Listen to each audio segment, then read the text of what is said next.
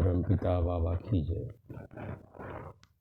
मनुष्य का जो शरीर है, इस शरीर को प्रकृति बोलते हैं। मनुष्य के देह को प्रकृति बोलते हैं और प्रकृति परिवर्तनशील है। प्रकृति परिवर्तनशील है। प्रकृति में 3 गुण है, सतः, रजा और तमः। इन तीनों गुणों में सतोगुण प्रकृति ही श्रेष्ठ है। बाकी बात नीचे के रज और तम, ये 2 गुण जो है जीवात्मा को देह से बांधते हैं, जिससे बार बार जन्म और मृत्यु होते रहती है। ये जन्म और मृत्यु का जो चक्र चलते रहता है, इससे मुक्ति का एक ही उपाय है, साधना करना, शिव साधना करना। भगवान सदाशिव की तरह साधना करना है। साधना करने से विवेक ख्याति जागृत उठती है, अर्थात त्रिनेत्र दिव्य दृष्टि खुल जाती है। मन में भी, हमारा शरीर के अंदर में जो मन है, ये 4 प्रकार के हैं। मुख्य रूप से, शारीरिक रूप से ये तामसिक मन, राजसिक मन, सात्विक मन। उसमें सात्विक मन ही श्रेष्ठ है और सात्विक शरीर ही श्रेष्ठ है। तो सात्विक शरीर जब होती है तब मन भी सात्विक होता है। तो भक्ति भी 3 प्रकार की है, तामस भक्ति, राजस भक्ति, सात्विक भक्ति। सबसे नीच भक्ति है तामस भक्ति, मध्य है राजस भक्ति और सात्विक भक्ति। 3 प्रकार की भक्ति है, इसमें श्रेष्ठ है सात्विक भक्ति। तो देह में परिवर्तन तभी संभव है जब सद्गुण भोजन करेंगे, सात्विक भोजन करेंगे, तभी सात्विक प्रकृति का निर्माण होगा, तभी हमारा सात्विक मन का निर्माण होगा। तो अपने प्रकृति में परिवर्तन करना होगा। भगवान श्री कृष्ण ने गीता में कहा है, 16वां अध्याय में इसका वर्णन है। मनुष्य की 2 प्रकार की प्रकृति है, मुख्य रूप से देव प्रकृति और राक्षस प्रकृति। देव प्रकृति का तो कल्याण होता है, लेकिन राक्षस प्रकृति वाले इन नरों में अधम है। इन नरों में अधम प्राणी भोगों के प्रति ज़्यादा आसक्त रहते हैं, भोग विलास,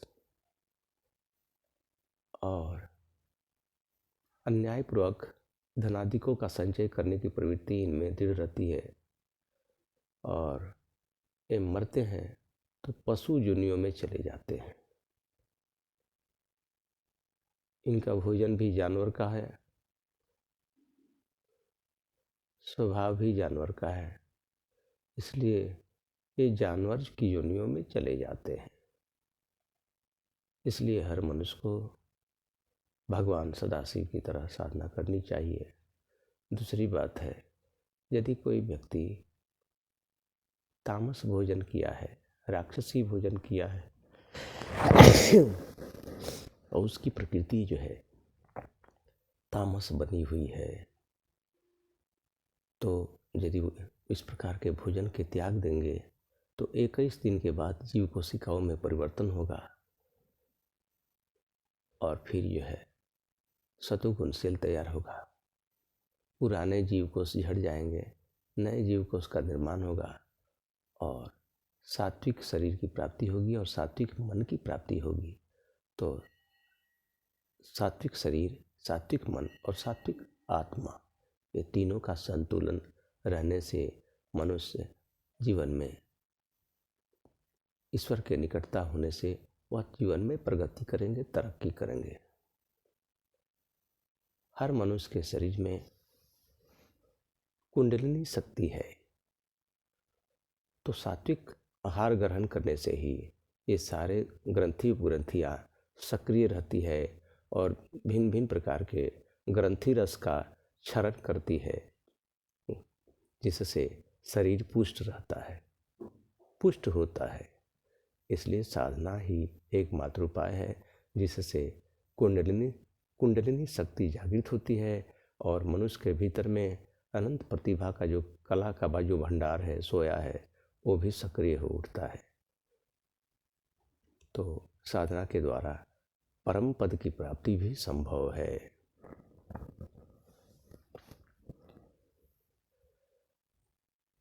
इदम तीर्थम भ्रमंती तमसा जना आत्मतीर्थम ना जानन्ति कथम मोक्ष बरानने। अनेक प्रकार के तीर्थों में घूमने से, अनेक प्रकार दुनिया भर का धन खर्चा करने से कुछ नहीं होता। एकमात्र साधना से ही भगवान हृदय में प्रकट हो जाते हैं। मन कर्म वचन मोरी गति भजन करहु निष्काम, तिनके हृदय कमल महु सदा करहु विश्राम। परमात्मा का जो भजन करते हैं निष्काम, उसके हृदय में परमात्मा प्रकट हो जाते हैं। उनके हृदय में परमात्मा प्रकट हो जाते हैं।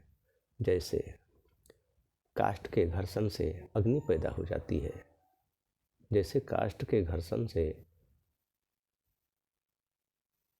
काष्ठ का मतलब लकड़ी को यदि घर्षण कीजिएगा, दो लकड़ियों को घर्षण करते करते अग्नि पैदा हो जाती है, ठीक उसी प्रकार इष्ट मंत्र के घात प्रतिघात से मन की तरंगों पर चोट पहुंचती है और मन धीरे धीरे एकाग्र होने लगता है और एकाग्रता के निरुद्ध होते ही आत्मा स्वतंत्र होकर के परमात्मा में लय हो जाती है।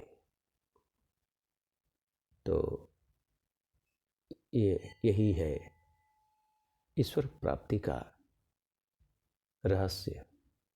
तो सा विद्या या विमुक्त है, वह ही विद्या सार्थक है जो हमें परमात्मा की प्राप्ति करा दे इसी जीवन में, और जन्म और मृत्यु से के चक्र से मुक्त हो जाए।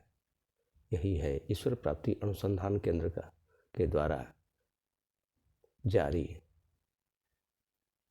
भक्तगणों